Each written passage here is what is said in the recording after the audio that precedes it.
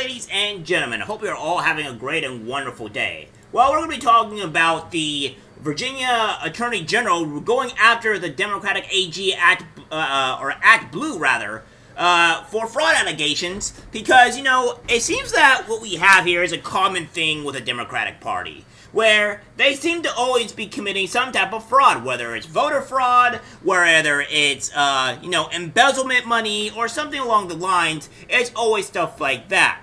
Like, for example, the Oakland mayor that has, that got raided by the FBI. Or this woman here, to where she had accepted bribery, or another one where Mendez accepted bribery, and then we can't forget, which we host a lot on this channel, Tiffany A. Hanyard, which has done a slew of corruption stuff, and also for embezzlement problems. So it's a common theme with these Democratic Party members where fraud is just in their DNA. What we have here is that Virginia AG Jason Myers vows to investigate Democrat donation platform ActBlue after fraud allegations. The Virginia Attorney General has vowed to look into allegations that the Democrat donation platform ActBlue held thousands of donations registered under stolen identities and names. AG Jason Myers posted in response to Charlie Kirk flagging a donation anomaly in Virginia, where a 79-year-old resident living in an apartment at $2,000 per month made 22,619 separate donations since 2019, totaling more than 800,000. My office is aware of these allegations, and rest assured we are looking into it. Said in a post. Kirk wrote in his original statement, "It's trivially easy to find massive repeated donations to ActBlue that use stolen identities and quite possibly stolen credit cards." The TPUSA founder added, for example, one person in Virginia has been named in 22,719 separate donations since 2019, totaling more than 800,000. Obviously, she's being exploited for some kind of money laundering operation. Yes, because this is what the Democrats do. They launder money. They steal money. They cheat in order to somehow win. I'm also convinced that not a lot of people are Democratic, considering the fact that they had to use a lot of fraud and other things to make things happen. So, again, we have what's going on here. And then what we have is, as you know, this is what was going on. Carrie B. Alberti. Everything's going to be redacted because obviously we don't want to release this woman's information. And then it has all this information to Young Kid for Governor and $230 and $100 and stuff like that, which is insane. And then, of course, we have this from our man-in-chief, James O'Keefe, saying Maryland woman denies $1,000 plus donation to ActBlue. OMG uncovers fraud scheme. Cindy No of Annapolis, Maryland, allegedly contributed over 1,000 times to ActBlue in 2022, totaling $18,849. That means dollars. That means Cindy would have to donate 3 times a day, every day for the whole year. When asked if she donated $18,000 to 150 to ActBlue, No tells OMG, no, I don't think so. Visitor senior citizen donors that FEC data alleges donated thousands of times per year, with some names and addresses linked to over 200,000 in contributions. The results were shocking, indicating that ActBlue may be involved in a fraudulent money laundering scheme. Here we have it.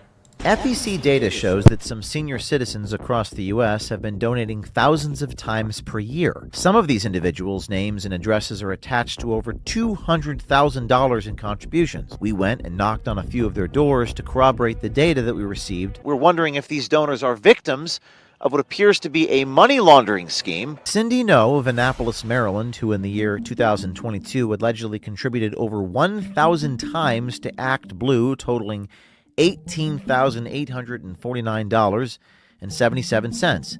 That means Cindy would have had to donate 3 times a day, every day for the whole year.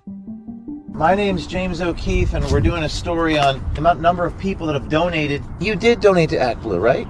Once in a while. What about $18,850? No, I don't think so. You know people are using your address?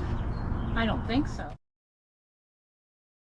So yeah, that's what's going on here. So perhaps I believe that the Supreme Court or the Congress should immediately shut down and freeze all assets and money regarding to the ActBlue Foundation, because obviously seems to be a huge money laundering scheme that's been going on here. Again, this is part of the course with these Democratic people, right? They do this consistently. This is no surprise here. So when they go and do these things, it's not like, oh wow, this is a weird thing. It's ongoing. They always do this. So I don't know what to tell you guys, but if the Democratic Party is going out and doing these alleged, which, apparently is a huge problem, maybe ActBlue shouldn't be part of a fundraising platform for campaigns and should be immediately shut down. We're going to see where this Attorney General's lawsuit goes, or what he's going to do about it, because obviously we have a huge problem here.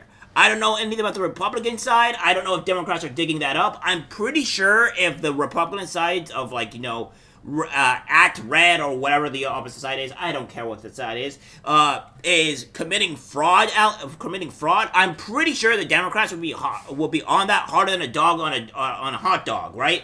So I don't think that the Republican side is doing this, because we all know the Democrats would 100% be on that instantaneously. So what we have here is not looking too great for the Democrats. Again, fraud is in their nature, guys. Fraud is in their nature. And then I think it's time we start realizing on who the true evil people here in this country. And unfortunately, it's the Democrats and any of the deep state Republicans that also need to be held accountable as well. Alright guys, that's it for the video. Like, subscribe, share. As always, take care, my friends.